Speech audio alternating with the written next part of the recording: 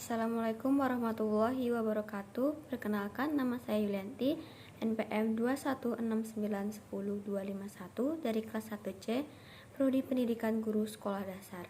Baiklah, saya akan menjelaskan mengenai hakikat kaidah Arab Melayu. Pada tahun 1990-an, Dewan Bahasa dan Pustaka atau DBP Malaysia merampungkan penyusunan ejaan Jawi yang disempurnakan atau EYJD melalui struktur kajian Latin. Setelah mendapatkan inspirasi EYJD, Riau kemudian membentuk tim penetapan kaidah pada tahun 1995 disponsori pemerintah Provinsi Riau. Kemudian dilanjutkan lagi pada tahun 2010. Hasilnya yaitu bahwa kaidah ala Riau itu akhirnya rampung, tapi hanya dapat dibaca oleh orang Riau saja, dan itu pun hanya bagi tim penyusunnya saja. Lalu muncullah inovasi baru yang mengakibatkan kesalahan pada cara baca kitab-kitab lama, termasuk keliru dalam menentukan peran dan fungsi dari suatu huruf. Kemudian, Yayasan Garaha menempuh langkah guna mengurangi benang kusut ketetapan kaidah yang sudah beredar di Nusantara. Nampak perbedaan mencolok, namun inilah jalan keluar yang patut dibawa ke dunia pendidikan. 3.3.1 Huruf Arab Melayu. Pelambangan huruf Arab Melayu merujuk pada huruf Arab. Maka dengan demikian huruf Arab Melayu terdiri dari 3 jenis, yaitu huruf hijaiyah, huruf elah atau ilah, dan huruf Melayu. Pertama, huruf hijaiyah. Menurut ilmu Khaldun dan Tarik, Abad al-Lauk atau Sejarah Peradaban Arab, ketetapan huruf-huruf ini berlangsung selama 5 periode atau masa, yaitu masa Jahiliyah, masa Islam, masa Bani Umayyah, dinasti Turki Utsmani, dan periode akhir. Berdasarkan ketetapan yang dicapai dari 5 periode tersebut, maka bentuk dan nama jumlah huruf hijaiyah adalah alif, ba, jim, dal, ha, waw, zal, ha, to, ya, kaf, lam, mim, nun, sin, ain, fa, sod, qaf, ro, ain, ta, sa, ko, zal, dal, ghain, zo, hamzah, dan ta marbunah. 2. Huruf elah atau ihlah. Secara nomografi atau nama huruf, semua huruf elah disebut alif. Huruf elah berfungsi untuk menegaskan bunyi a, i, u, serta bunyi diftong. Dalam penulisan bahasa Melayu, huruf elah juga berperan untuk membantu bunyi vokal e dan o. Adapun huruf elah yang dimaksud adalah alif, waw, dan ya. Menurut pakar bahasa Arab, huruf elah bukan bagian dari huruf hijaiyah, melainkan hanya tanda baca. Dalam pelajaran bahasa Arab saat ini disebut huruf saksi. 3. Huruf Melayu. Pengembangan huruf Melayu ini merujuk pada konveksi Turki Utsmani sebagai mercu utama bagi Kesultanan Islam sedunia dan hasil konvensi huruf atau bahasa Persia. Adapun huruf Melayu yang dimaksud adalah ceh, peh, geh, ngeh, nyeh.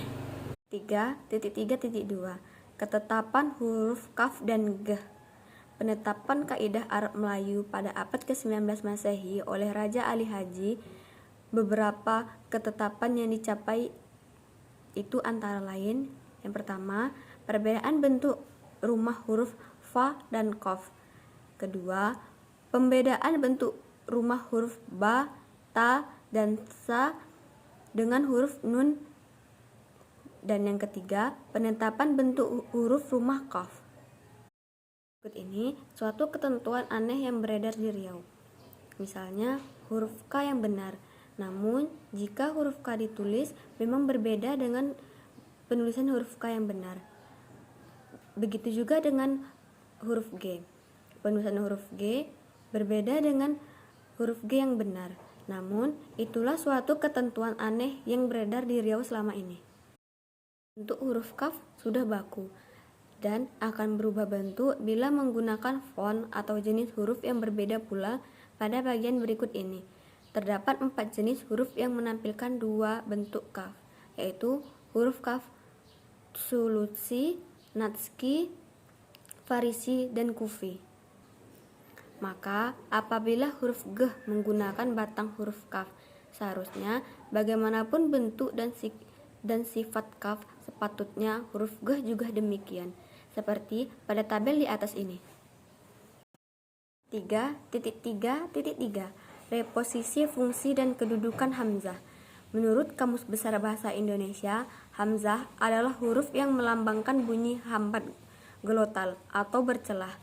Dalam ortografi atau ejaan yang tepat penulisan Arab, maksudnya bahwa huruf hamzah berfungsi sebagai penanda bunyi, seperti halnya tanda koma atas, yang dalam EYD melambangkan bunyi huruf ain. Hamzah dapat menentukan bunyi dirinya sendiri dan juga menentukan bunyi huruf sebelumnya. Adapun fungsi dan kedudukan hamzah adalah bunyi a atau ak saja, bunyi i saja, bunyi u atau uk saja, dan berbunyi i atau ik saja. Ketentuan dalam menggunakan huruf hamzah. 1. Huruf hamzah dapat mempertegas bunyi i dan a di awal kata. Misalnya pada penulisan kata akur, anjungan, ikat, dan istana. Jadi, penggunaan huruf ya setelah huruf alif untuk memunculkan bunyi vokal i sudah tidak diperlukan lagi. Seperti pada penulisan ibu dan ikut, dapat kita lihat pada penulisan kata di atas. 2. Huruf hamzah tunggal dan hamzah dengan huruf ya atau waw tidak bisa berada di awal kata, seperti dalam penulisan ular, aman, itik, dan ikan. Tulisan seperti di atas tidak dibenarkan karena yang benar adalah dalam penulisan hamzah tunggal dan hamzah dengan huruf ya atau waw tidak bisa berada di awal kata. 3. Penulisan huruf hamzah berumah waw adalah untuk kata yang mengandung bunyi u. Begitu juga dengan huruf hamzah dengan rumah ya yang mengandung bunyi i, seperti dalam penulisan mukmin, mas'ul, malaikat, sa'il. Peletakan huruf hamzah yang berumah huruf waw atau ya ini dimulai dari huruf kedua dan seterusnya. Intinya, huruf hamzah harus berbunyi tegas dan jelas serta tidak bisa dikalahkan oleh huruf lainnya. 3.3.4 Kata dasar dengan huruf illah.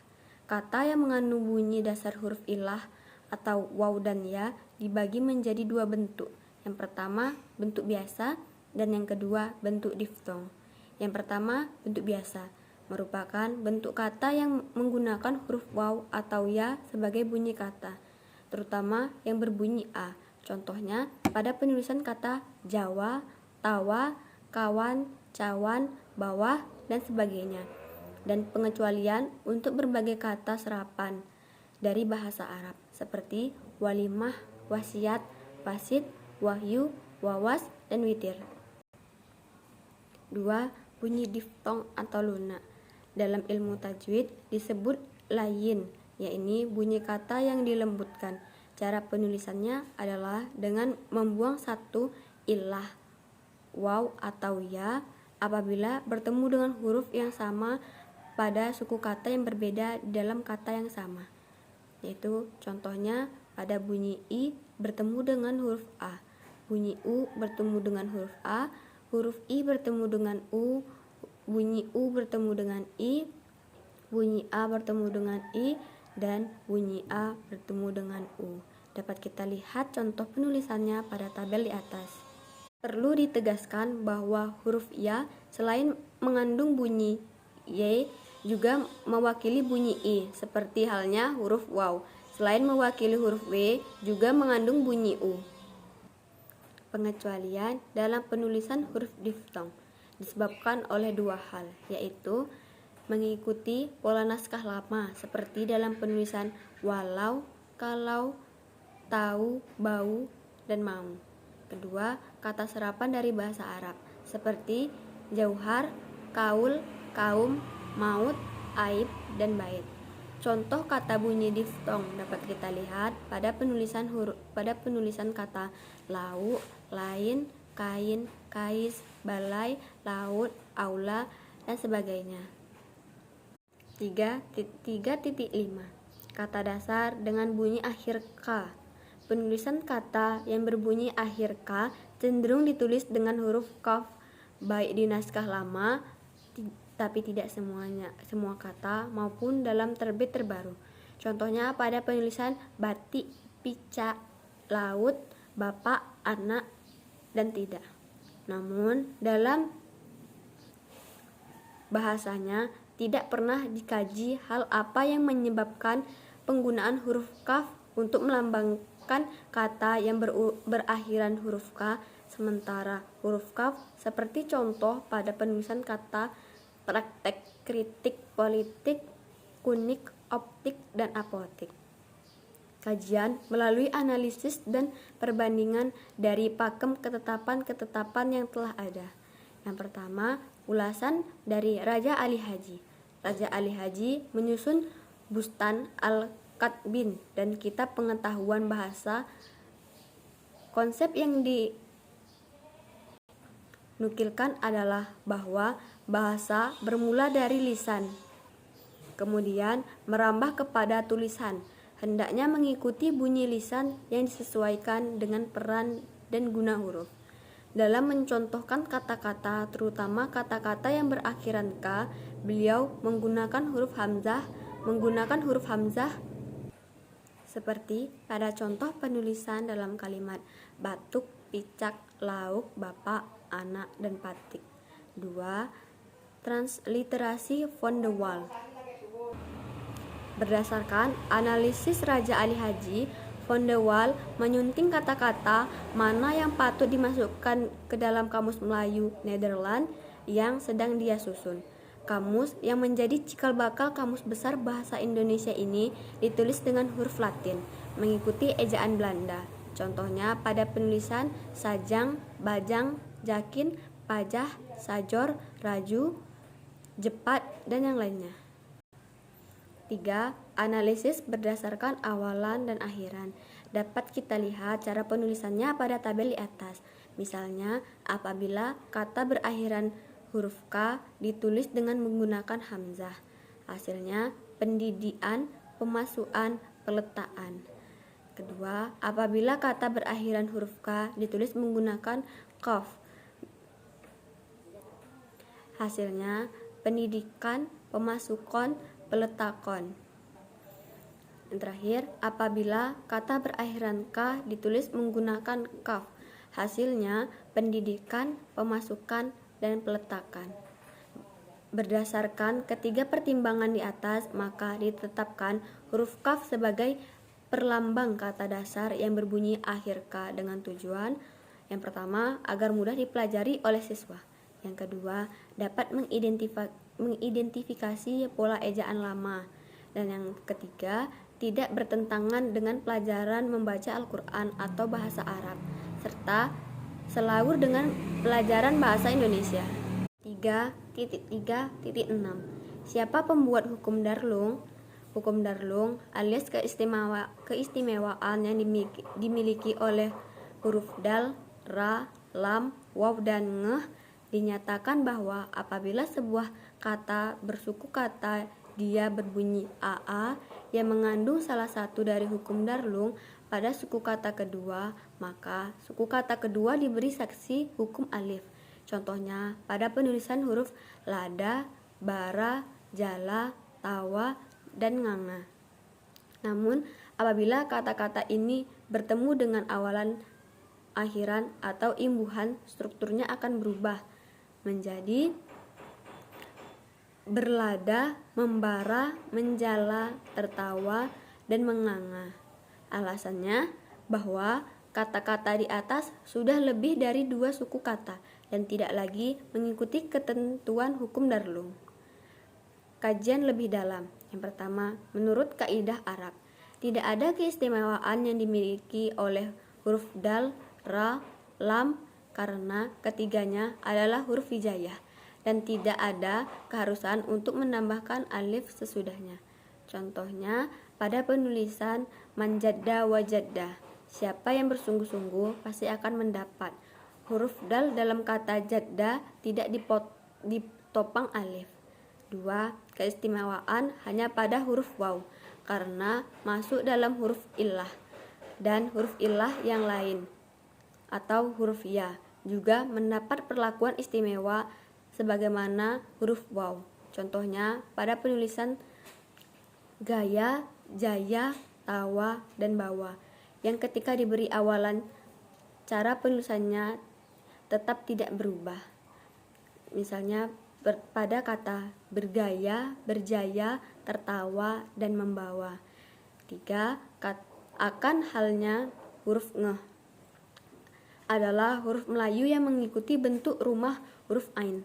Contohnya pada penulisan lada, bara, jala, dan nganga. Ketika diberi awalan, cara penulisannya tetap tidak berubah. Contohnya pada penulisan kata berlada, membara, menjala, dan menganga.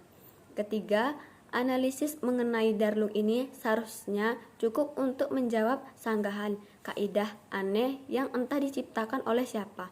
Sepatutnya, bila diketahui sumber rujukannya, kita boleh dapat mengkaji alasan dalam pengistimewaan darlung. Itulah hasil penjelasan saya mengenai hakikat kaidah Arab Melayu. Lebih dan kurang saya mohon maaf. Assalamualaikum warahmatullahi wabarakatuh.